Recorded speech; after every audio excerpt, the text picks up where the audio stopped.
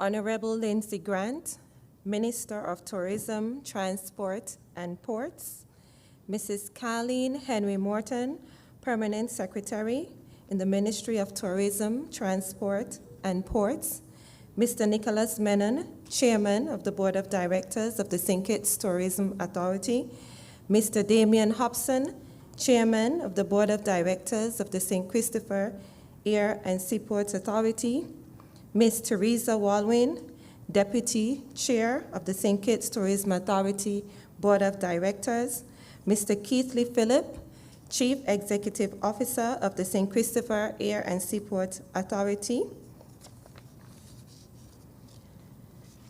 General Managers of Hotels, members of the media, good morning. I would like to extend appreciation to the stakeholders and the members of the media for joining us this morning and to wish you a safe and productive new year. I am Mrs. Melnesia Marshall, and I am the Deputy Chief Executive Officer at the St. Kitts Tourism Authority and your moderator for this morning's proceedings. This press conference today is a continued fulfillment of the promise made by Honorable Lindsay Grant in 2021 to keep stakeholders and the general public informed of the destination's progress in our efforts to rebuild the tourism sector. We have worked tirelessly with our local partners, the Ministry of Health, the COVID-19 Task Force, and our stakeholders to overcome the challenges of the COVID-19 virus. Together in 2021, we were able to implement programs and protocols to support the rebuilding of the sector. The Traveler Proof Program, which began in July 2020, and the published health and safety protocols for both cruise and stayover have been critical elements in ensuring that our nationals are able to provide service and keep themselves, their families, and the visitors safe. On July 22nd, 2021, we saw the return of our first cruise vessel since March 2020, the Seabourn Odyssey. In December, we welcomed 66 cruise calls. As we begin this new year, we once again face obstacles that threaten the momentum and the realization of success. Today, our Minister, Honorable Lindsay Grant, will provide you with an update on the insistent efforts to safely rebuild the tourism industry, the successes we can continue to build on, and the lessons we can draw from as we move forward. The strategy to rebuild tourism requires the commitment of each of us. It is critical that our efforts maintain safety and increase the competitiveness of the destination. I will now invite the Honorable Lindsay Grant, Minister of Tourism, Transport and Ports, to give his remarks.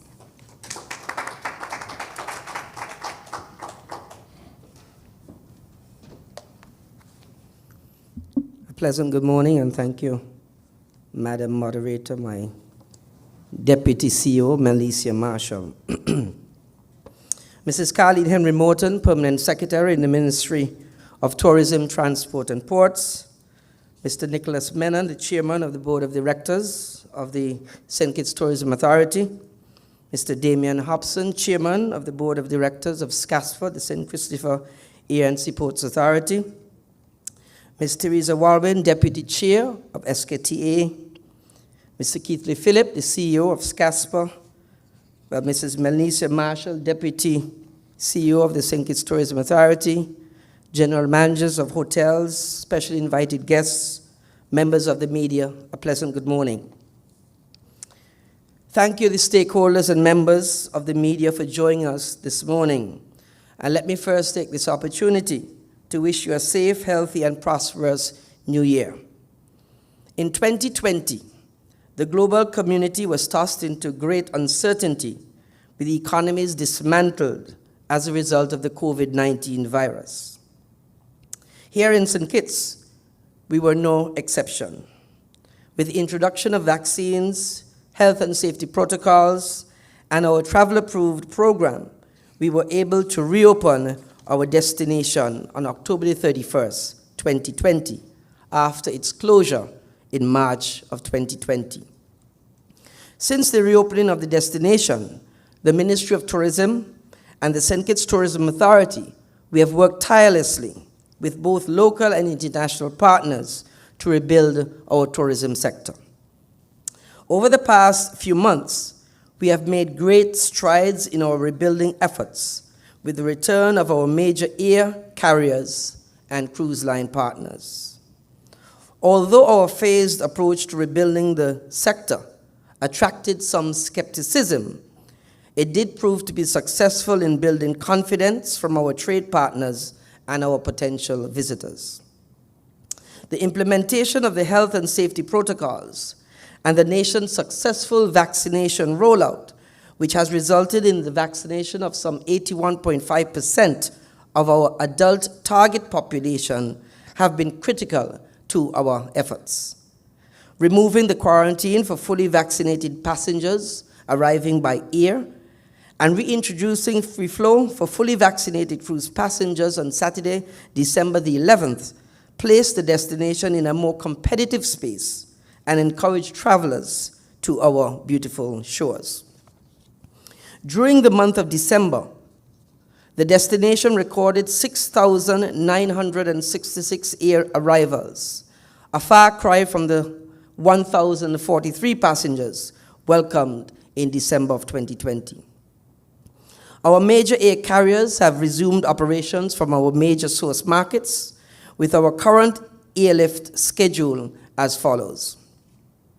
American Airlines daily flights out of Miami. American Airlines weekly flight from JFK on Saturdays. Air Canada from Toronto on Sundays. Delta weekly flight from Atlanta on Saturdays. United Airlines weekly flight from Newark on Saturdays. British Airways from Gatwick on Thursdays and Sundays, and Seabourn from San Juan on Fridays and Sundays. Our data for the month of December has revealed this.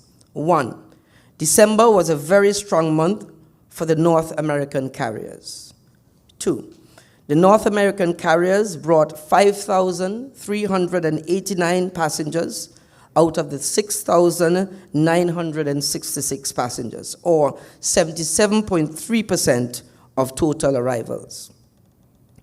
American Airlines out of Miami operated 35 flights and maintained a load factor of some 80%. The American Airlines out of JFK flight, which was scheduled to begin its seasonal operations on December the 18th, Saturday, only operated one flight. And due to a no operation on December 25th, because of the lack of employees and weather, that flight came in only once and came in with 88% load factor. United Airlines out of Newark operated 2 flights and came in at 76% load factor. Our overall system-wide load factor is at 55%. So there is work to be done in that area. Our major carriers serving the Caribbean with scheduled service include Liat from Antigua, St. Martin and Barbados, and Winea from St. Martin. After prolonged periods of revenue loss due to forced closures or reduced business caused by the pandemic, many of our hotels were able to reopen their doors and welcome travelers who were no longer required to vacation in place. We officially commenced our cruise season on November the 1st, 2021. To date, we have welcomed 7 inaugural calls. At the end of November, we had welcomed 32 cruise calls and 41,661 passengers, and 66 calls for the month of December, bringing 57,678 passengers.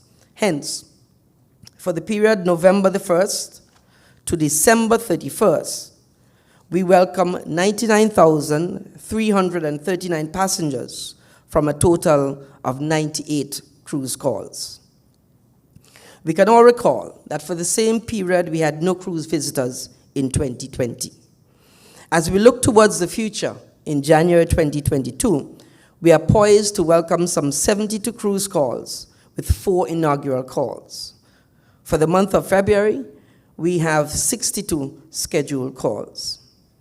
Since we last spoke, our fully vaccinated hair braiders, Alarub, primate petting, and craft vendors have returned to work and were able to experience a Christmas that allowed them to provide for their families after months of little or no income. They are now added to the list of travel-approved taxi and tour bus operators, the Port Zante retail operators, our tour operators, our beach bar operators, restaurant owners, and attraction sites, which have been benefiting from the reopening of the cruise sector. It is important to note that the phased reopening of the cruise sector was met with its own set of challenges, as both our destination and cruise lines tried our best to navigate the uncharted waters of the COVID-19 while mitigating the risk of spreading the virus that had already crippled economies and businesses worldwide. Together, we have been able to overcome some of these obstacles, and it will require a continued all-of-society approach as we move forward and continue our efforts to rebuild. As we start the new year, we face a renewed uncertainty created by the emergence of the Omicron variant of the COVID-19 virus. Over the past few weeks, we have been bombarded by the news of outbreaks and imposed restrictions and actions taken by governments and industry partners in our source markets as they continue their efforts to mitigate the spread of the virus, which could potentially stifle the rebuilding efforts of the global travel industry. On December the 16th, 2021, Prime Minister of Canada, Justin Trudeau, strongly advised Canadians against international travel. This, in addition to the overwhelming cancellations experienced by Air Canada Vacations, has led to the suspension of our weekly Air Canada flight for the peak season, effective January 30th, 2022. St. Kitts is among the list of 14 sun destinations, including Antigua, Aruba, Grenada, and St. Martin, whose services have been suspended. The entire list of destinations with suspended service has been published on the Air Canada website. Over the holidays, many major airlines in the United States, including American Airlines, United, and Delta, were forced to cancel more than 21,000 flights for 11 straight days since Christmas Eve as a result of staffing shortages and bad weather. The demand for air travel is evident, but the airlines are experiencing significant challenges in their efforts to meet this demand. To further exacerbate the situation, our main source market, the United States, continues to realize record-breaking COVID-19 cases, with over 1 million cases reported on Tuesday, the 4th of January, 2022, for that day alone. On an encouraging note, however, on Wednesday, the 5th of January, 2022, the United Kingdom advised that fully vaccinated travelers returning to the UK are no longer required to submit a negative test prior to their return. In addition, fully vaccinated travelers who are returning from international travel, such as St. Kitts to the UK, are no longer required to do a COVID test prior to travel. This change is a most welcome change by the outbound UK travelers, as it reduces consumers' costs, as well as their fear of being trapped overseas if they do test positive prior to their departure. We anticipate that this announcement will have a positive impact on the British Airways January sale, which is currently in the market and in which St. Kitts is invested. In the area of cruise, our cruise lines partners have experienced increased positive cases on board their vessels, which have resulted in cancellations or delayed and modified sailings. On Thursday, the 30th December 2021, the CDC issued a warning advising travelers not to take cruises and raising the travel health status and notice from a level 3 to a level 4, the highest notice level, signaling a high level of COVID for cruise activity.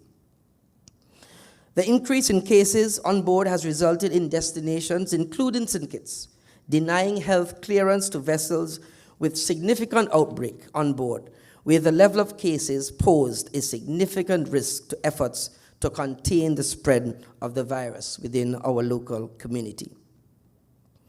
We aim to strike the delicate balance between lives and livelihoods, but the health and well-being of our citizens and our residents remain our top priority. Cruise lines currently require all guests over the age of 12 or 16 in the case of the UK to be fully vaccinated. In response to the increase in cases, cruise lines are now making changes to their onshore protocols, with some reverting to only permitting guests to engage in cruise ship book tours and limiting independent exploration to minimize the incidence of cases on board. Other partners, such as the Royal Caribbean, have indicated that families with unvaccinated children will only be permitted to engage in cruise ship booked tours. In addition, Royal Caribbean has identified vessels as quarantine vessels or isolation vessels where COVID-positive crew cases can be safely transferred from sailings to minimize the spread on voyages with passengers. Our present reality is not what we anticipated. I'm not a health expert, but the reports on the Omicron variant have indicated that the wave can be less severe. The tourism industry has proven its resilience time and time again. And as discouraging as it may seem, we are certainly not in a position we were in a year ago. This path has some familiarity and is not as dominated by the unknown. We now have protocols and programs to assist us with overcoming our present challenges. It is for this reason that the Travel Approved program will continue. Health and safety are key value-added items for travel, and these must be present in our product and our service offerings. I would like to remind our stakeholders and the public that 1, all service providers must follow the established health and safety protocols, which include the wearing of surgical masks, washing or sanitizing of hands, and physical distancing of 6 feet. 2, only fully vaccinated individuals who have completed the travel-approved training are permitted to operate in prescribed areas. 3, taxi and tour bus operators are not permitted to solicit on Port Zante. Instead, you are encouraged to use the dispatching process executed by the St. Kitts Tourism Authority in collaboration with the taxi associations and cooperative. This will allow for proper record keeping and ease of contact tracing as we continue our phased approach to rebuilding the cruise sector during this pandemic. 4, establishments who are travel approved are required to abide by the conditions of the seal, and non-compliance may result in the revocation of the seal. The Ministry of Tourism has received requests for exemptions from the fully vaccinated requirement based on existing medical conditions. We are currently discussing these requests with the Ministry of Health.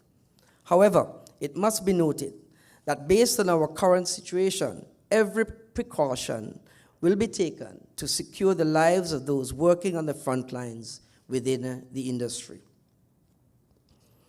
Moving forward, as we look towards the future, we will continue to apply strategies to rebuild the industry to mitigate risk while generating economic revenue.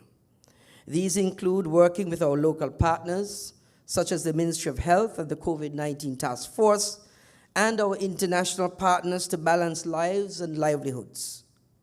Continued marketing in all our source markets to generate demand and improving in our infrastructure. In a previous press briefing, I advised that the St. Christopher Air and Seaports Authority would soon embark on some essential dredge work at its seaports, namely the Bird Rock Deep Water Cargo Port and the Port Zante Cruise Port. The dredge work is a combination of maintenance and corrective dredging, which would result in all ports being at a depth throughout of 37 feet or 11.5 meters. The dredging, which would be completed by Blue Ocean Marine, formerly known as DEVCON, would commence in the week of January the 17th, 2022. Ahead of the dredge work, SCASPA commissioned Oceanside Solutions, a Florida-based company, to perform hydrographic surveys of the cruise and cargo ports. The team arrived in St. Kitts on January the 4th, 2022, and departed on Sunday, January the 9th. Research has indicated that individuals are still willing to travel, but they are looking for safe and authentic destinations. Our eased restrictions, our vaccination rate, our protocols, and our programs have positioned us as a safe and competitive destination. The established protocols are not in place to hinder businesses or business, but to support the continued efforts to safely rebuild our industry. This requires commitment by all and flexibility. I want again to caution us. We cannot afford to be lackadaisical or to be so focused on ourselves and our quest to earn that we endanger the lives of our brothers and sisters or jeopardize the livelihood of our entire nation. As a government, we are doing our part to ensure economic viability, but we need the full cooperation of the public for efforts to be sustainable. This journey is a partnership between us all, and all hands are needed to work collectively to succeed. I want to thank you for your support, and I look forward to your cooperation as we continue to rebuild together. And I will now take the questions from the media.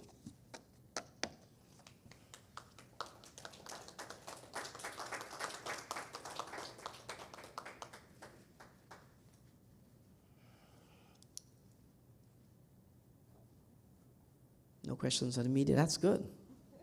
Goodbye.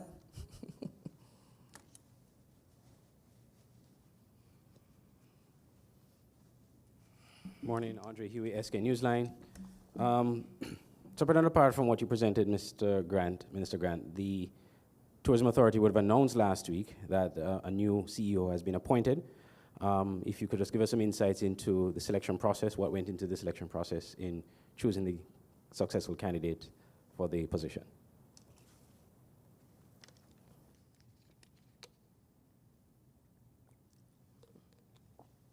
Thank you, Mr. Huey, for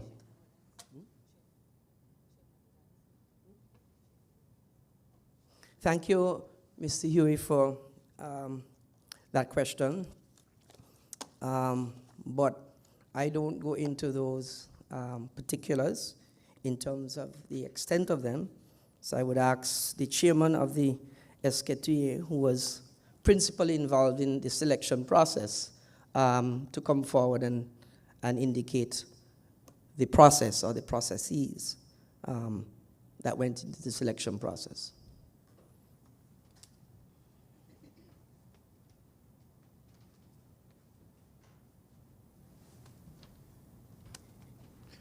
Good morning, everybody. This was a little unexpected, but I'm happy to give you a little bit more information on the process. Before that, I'd like just to give a little bit of background information, and obviously some congratulations as well, because this has been an exceptionally difficult time for tourism, and I'd like to congratulate the Minister, by inference, the Cabinet of St. Kitts and Nevis. Obviously, the management and staff of the ministry, led by the PS who's here with us today,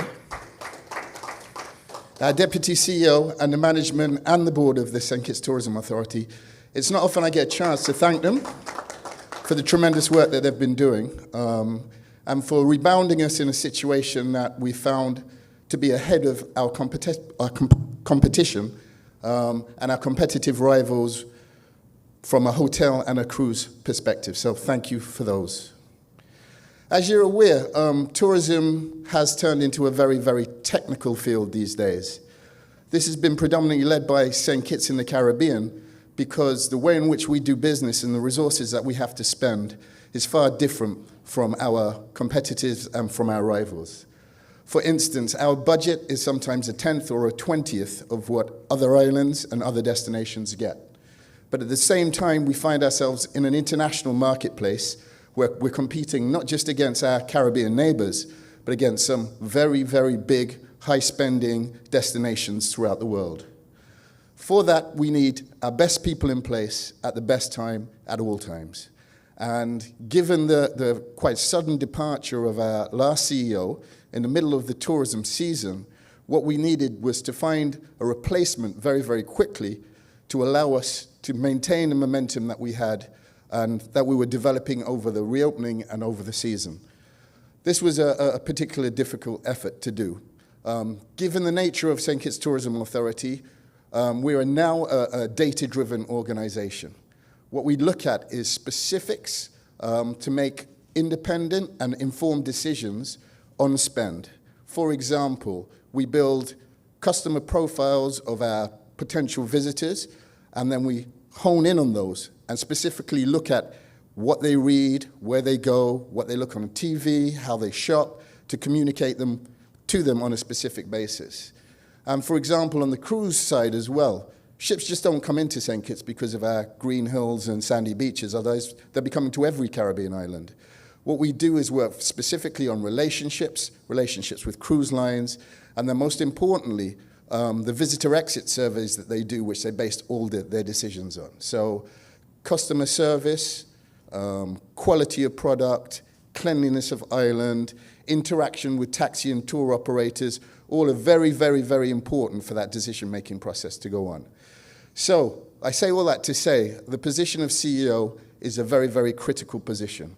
You need to have information and knowledge and experience on all source markets. You need to have relationships with airlines. You need to have logistical skills, PR skills, HR skills, team building skills. You need to have data skills, marketing skills, both traditional and digital.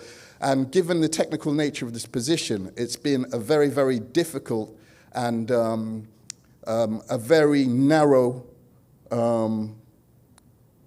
sector of people that you're looking for that possess those skill sets. Overlay that with the timing and the need of the St. Kitts Tourism Authority at this point in time, we had two options to go by. Either we go out to market in a traditional advertising and recruitment process, which would take 3 to 6 months, or in the short term, we go and visit some headhunters and we ask them, okay, who in the industry at the moment are available, and how can we access them and interview them to fulfill the position that we have in St. Kitts. So we chose the latter. We kind of went through a number of headhunters. We had about 15 initial candidates that we looked at. We created a short list. We went to interview. We interviewed a number of people. And then we had Mr. Tommy Thompson, Ellison Thompson, you would have all seen, came out as a leading candidate. He was selected because not just of his skills and knowledge of the tourism industry in the Caribbean, but the level in which the Bahamas were operating at was the next level to where we're at. And we have to have the ambition as St. Kitts Tourism Authority, not just to be the Caribbean's best, but to be the best internationally as well. We do have an internal succession plan in place. Ultimately, our goal is to have local qualified people who have the necessary accreditation, qualification, and experience to fulfill these positions. But as a board, we don't believe in throwing people in the deep end before they're ready. That succession plan takes a while to progress through. We're progressing through it, and we're about 70–80% there now. You've seen our Deputy CEO recently appointed, which I'm very, very pleased to announce, the first Deputy CEO locally. And we have with us today a product manager who's just been appointed as well, so congratulations to Golda Franks as well, which are successful parts of our succession plan and our growth and the growth of capacity within St. Kitts Tourism Authority. I just ask everyone to have some patience. These are very, very unusual times. We found a great solution we feel is going to work very well for us in the short term, and if you could provide your support, both to the management staff of SKTA and the ministry, and continue providing those positive stories, I think we'll be in a much, much better position moving forward. So I hope that answers your question. It was a little bit long-winded. I always like a lot of words, so I apologize for that. But if you have anything else to add or would like to ask me anything else, please feel free to do so.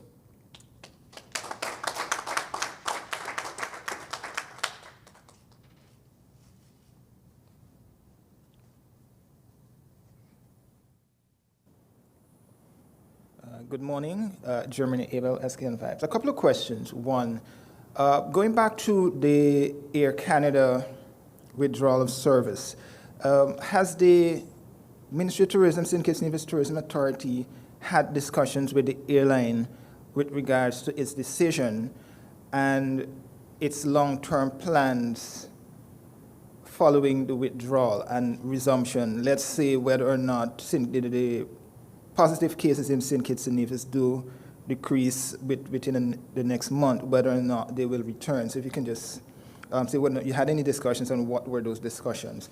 Secondly, now that the airline and several others are having challenges domestically within the individual countries, what's the long-term prospect for the St. Kitts and Nevis Tourism Authority with regards to the sector locally now that we're seeing the challenges being seen by the airlines and the increase in COVID cases?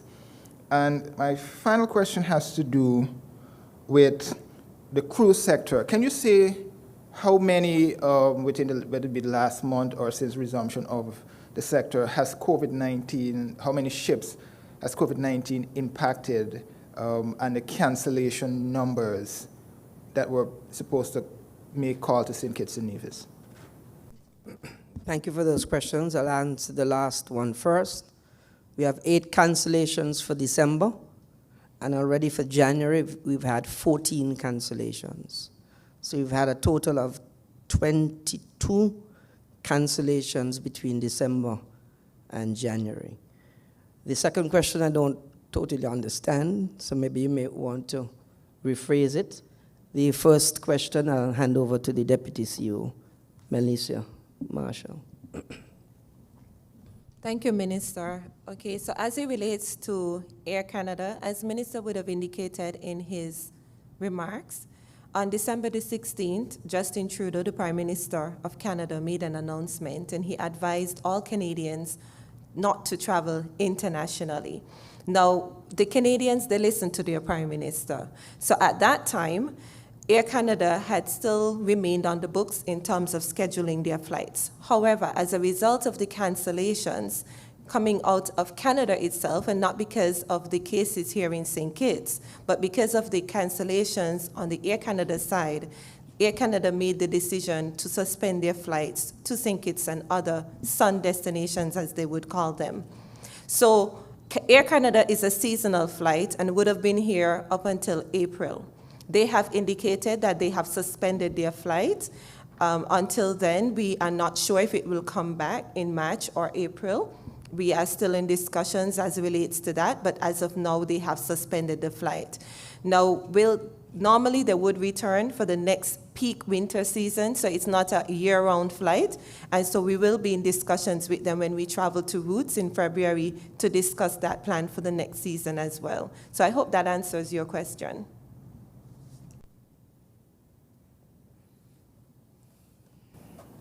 Okay, so did the ministry or the SKTA had any discussions with the airline since the decision was made to withdraw service beginning January 30th?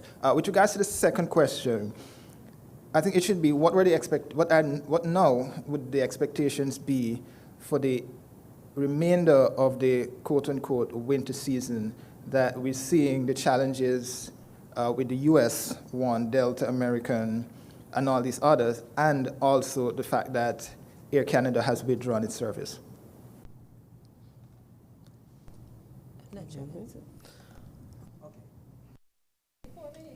Before Minister goes, I'll just followed up and said yes. We did have a conversation with Air Canada coming on to the end of last year because they would have issued the notice, and we did have a conversation with them. It was regrettable. They were disappointed that they had to make that decision, but because of the cancellations coming out of the Canada side, they really did not have a choice, as they were plagued, like many other of the airlines, with these cancellations of guests who would have booked their travel, and now because of the COVID-19 cases, primarily in Canada, because they were advised not to travel, they have made that decision. So we will continue discussions with them.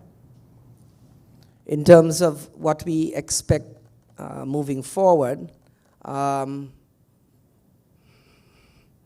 would say that I would have to lean on the side of the health officials who seem to suggest that the Omicron variant, there'll be easing of it hopefully over the next 3, 4, 5 weeks. So, we're playing it day by day because it's not something that's known to us. Really, we're in a novel situation. As you would recall, American Airlines, they weren't able to come out of JFK because of staffing problems. We expect we're going to have one or two of these issues arising depending on what's happening in the international market in the US. So really and truly, we are playing it day by day, case by case. As the Deputy CEO has said, Canada is a fixed position. They're out of the scheduling for now. I'm hopeful that those Canadians who still wish to travel will fly over Miami, although we know that they don't particularly like to fly over Miami or go over United. So, we'll just play it by ear. It's a really, really difficult position we're in at the moment, but we're making sure that we keep engaged, we stay engaged, and we continue to be there at this most difficult time. Minister Grant, the last time we spoke at Port Zante regarding the taxi situation, you had indicated to us that you anticipated that the issue of dispatching and all the issues with the taxi and tour operators, you expect those to be resolved within 10 weeks.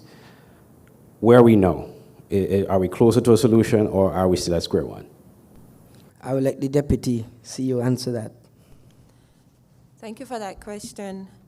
We are beyond square one, yes. We were able to meet with the taxi presidents of both the Liamiga Taxi Association and the St. Kitts Taxi Association, as well as the Taxi Corp.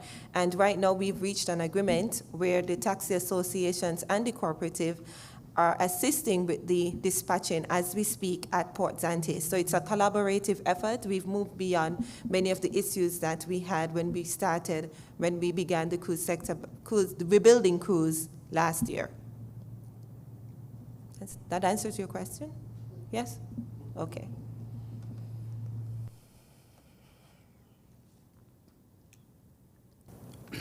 Looking at a more long-term approach here, Minister Grant, the St. Kitts and Nevis, or St. Kitts in particular, has plans to, and the government has been looking at plans to expand the rooms inventory in St. Kitts and Nevis, meaning, of course, getting new resorts, new hotels. How are those plans affected or progressing in light of the current situation and in light of the pandemic, which we are now going in our third year? Thanks for that question, Mr. Huey. I think we're progressing smoothly. I won't say at the pace that I would love it to progress at. But as we speak, there are a set of investors in today speaking about a new brand of hotel. And I can tell you that we have 2 on the horizons for 2022. We're very, very close. We're 98%. And I'm hoping that over the next month and a half, we can cement those 2 major hotels and signal some infrastructural development, if I can call it that, for 2023. But we are very, very, very, very close.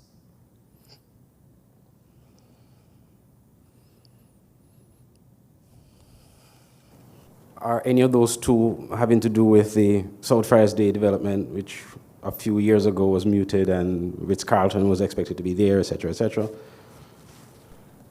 I've learned in life that when you talk too quickly, things don't happen. So I leave those in the back pocket.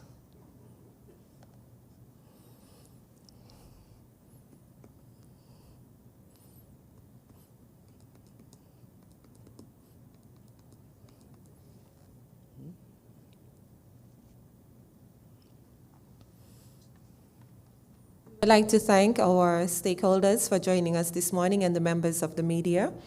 At this time, we will bring the press conference to a close and wish you a very productive day. So thank you so much for joining us.